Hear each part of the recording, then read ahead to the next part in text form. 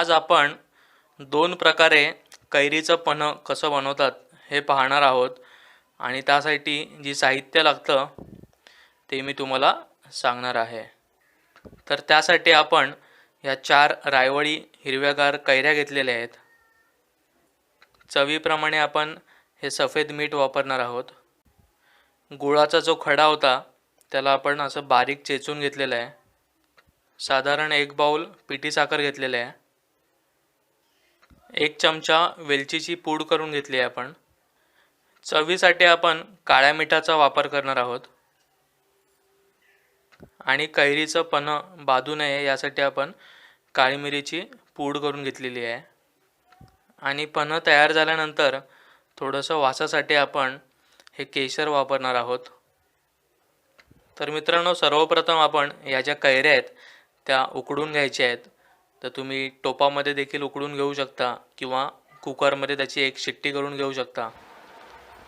तर हे जे आंबे आहेत ते आपण चांगले उकडून घेतलेले आहेत. आता सर्वप्रथम ह्याची आपण सालं काढून घेऊयात.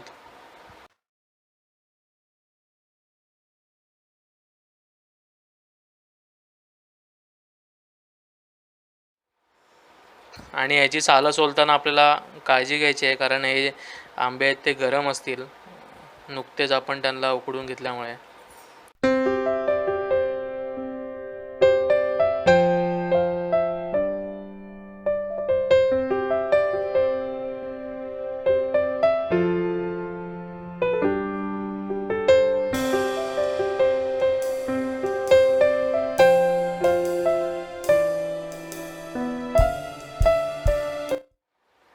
तर मित्रांनो, अशा प्रकारे या 4ही आंब्यांच्या साली आपण काढून घेतलेल्या आहेत.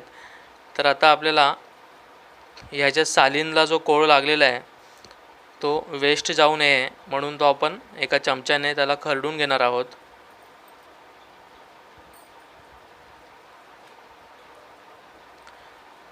तर अशा प्रकारे आपण चमच्याने त्याला काढून घ्यायचं आहे आणि एका बाउलमध्ये काढून घ्यायचं आहे त्याला आपण, जेणेकरून आपल्याला जास्तीत जास्त कोळ मिळेल.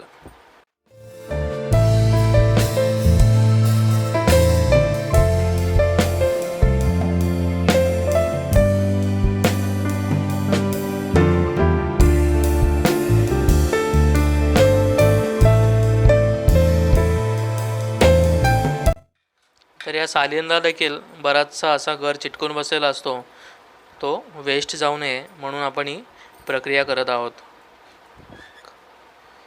तर साधारण हा एवढा कोळ आम्ही काढून घेतलेला आहे या सालींपासून. तर आता हे साली काढलेल्या ज्या कैऱ्या आहेत, या कैऱ्या ज्या आहेत त्या आम्ही आता कोळून घेणार आहोत. त्याचा आपण कोळ काढून घेणार आहोत.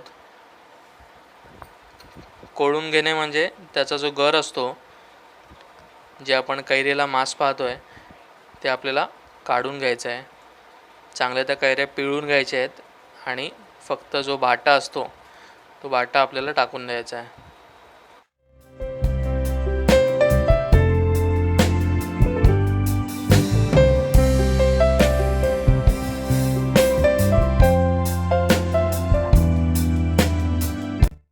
आणि आपण हा जो कोळ आहे तो वेगळा करून घेतलेला आहे. आणि मित्रांनो, या कोळापासून, कैरीच्या या कोळापासून बऱ्याचशा रेसिपीज देखील तयार होतात.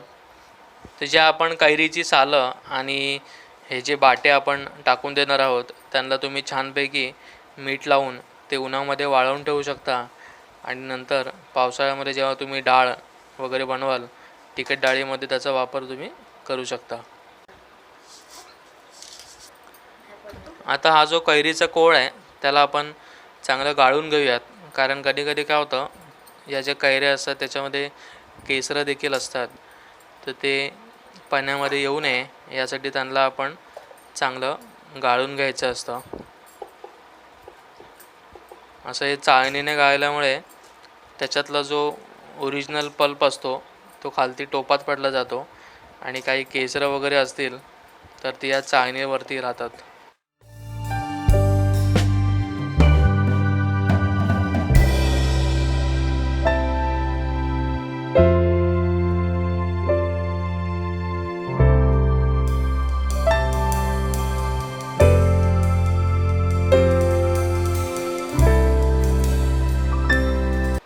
मित्रांनो, हा पल्प काढून हा जो कैरीचा जो चोथा उरला आहे, ह्या कैरीच्या चोथाचा वापर तुम्ही मस्तपैकी कैरीची चटणी बनवण्यासाठी करू शकता. आम्हीसुद्धा त्याची चटणी बनवून घेणार आहोत नंतर.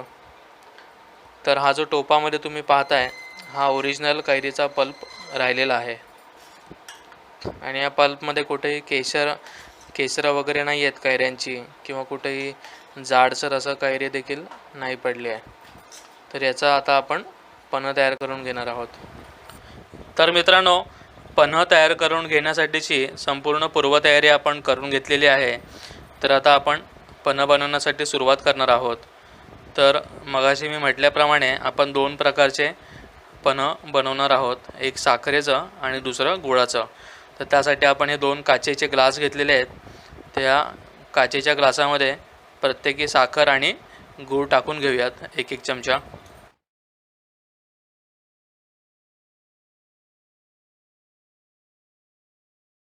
तर आपण गूळ आणि साखर टाकून घेतलेलं आहे. तर आता आपण या दोन्ही ग्लासांमध्ये 1-1 चमचा प्रत्येकी हा पल्प जो आहे हे कैरीचं ते टाकून घेऊयात. कारण हा जे कैरीचं जे पल्प असतं ते खूप आंबट असतं, तर त्यामुळे आपण ते थोडंसं टाकून घ्यायचं आहे. आणि असंही आपण ह्या ज्या कैऱ्या आहेत त्या चांगल्या उकडून घेतल्यामुळे हा जो पल्प आहे तो कमीत कमी 3-4 महिने आरामात राहतो. परंतु एका बंद डब्यामध्ये तुम्हाला पॅक करून ठेवावं लागेल.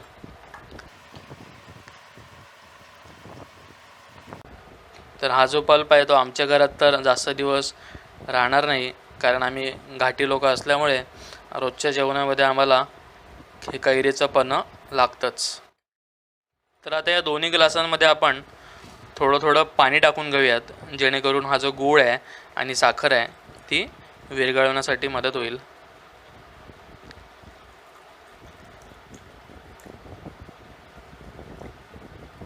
आणि हे जे पाणी आम्ही टाकलेलं आहे ते थोडंसं थंड पाणी आहे.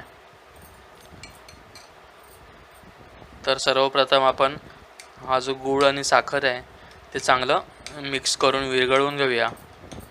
मित्रांनो, जर तुम्ही गुळाचं पन्हं पिणार असाल तर ते आपल्या तब्येतीसाठी देखील चांगलं असतं. गूळ हा औषधी असतो, त्यामुळे गुळाचं पन्हं जे असतं ते सुद्धा छान लागतं. आणि बऱ्याच जणांना साखरेचं पन्हं देखील आवडतं, तर त्यासाठी आपण ह्या साखरेचं पन्हं देखील बनवून दाखवणार आहोत.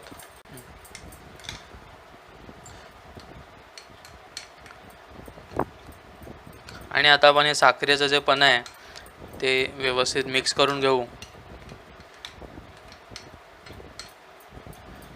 तुम्हाला जेवढं गोड हवा असेल तेवढी तुम्ही साखर आणि गूळ ॲड करून घेऊ शकता, कारण हे कैरीचा जो पल्प असतो तो आंबट असतो, त्यामुळे तुम्ही तुमच्या चवीप्रमाणे साखर आणि गुळाचा वापर करावा.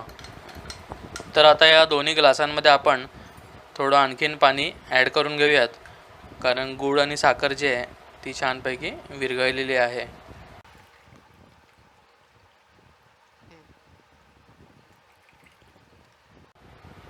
तर आता आपण पाव चमच्यापेक्षा पण अगदी कमी असं सफेद मीठ टाकून घ्यायचं आहे दोन्ही ग्लासांमध्ये.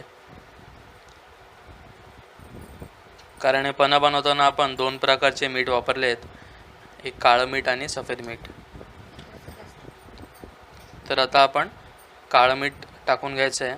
काळं मीठ थोडंसं जास्त टाकायचं सफेद मिठापेक्षा, कारण काळ्या मिठाने पाण्याची जी चव आहे ती फार छान लागते. आणि आता या ग्लासांमध्ये आपण काळी मिरी पूड टाकणार आहोत. काळी मिरी पूडचा वापर अगदी कमी करायचा आहे आपल्याला, जेणेकरून हे जे पन्हं आहे ते आपल्या शरीराला बाधणार नाही. अगदी कमीच वापर करायचा असतो काळी मिरीचा. आता आपण वेलची पूड टाकून घेऊ, पाव चमच्यापेक्षा थोडंसं कमी.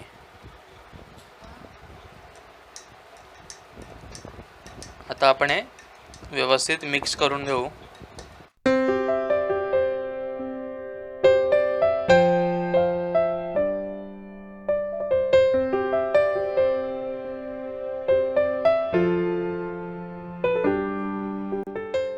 तर आता हे जे पन्हं आहे ते आपलं तयार होत आलेलं आहे. हे व्यवस्थित खालतून वरती मिक्स करून घ्यायचे आहे दोन्ही पण ग्लास. आणि फायनली आपण या ग्लासांमध्ये बर्फाचा क्यूब टाकून घेणार आहोत, जेणेकरून हे पन्ह जे आहे ते अगदी थंडगार होईल.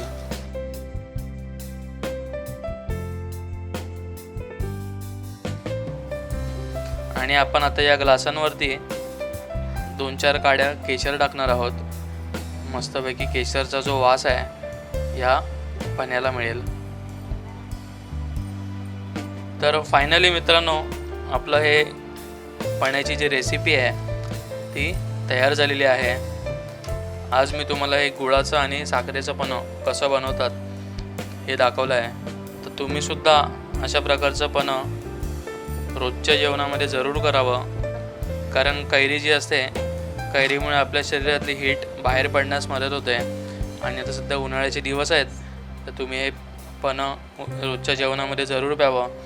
तर मित्रांनो, ही पन्ह्याची रेसिपी तुम्हाला कशी वाटली हे मला कमेंट करून आवर्जून सांगा. आणि तुम्हीसुद्धा असं हे पन्ह आवर्जून बनवा. आणि या केशरलासुद्धा मस्तपैकी कलर सुटत आलेला आहे. आता हे जे पन्ह आहे ते आम्ही घटाघट पिणार आहोत.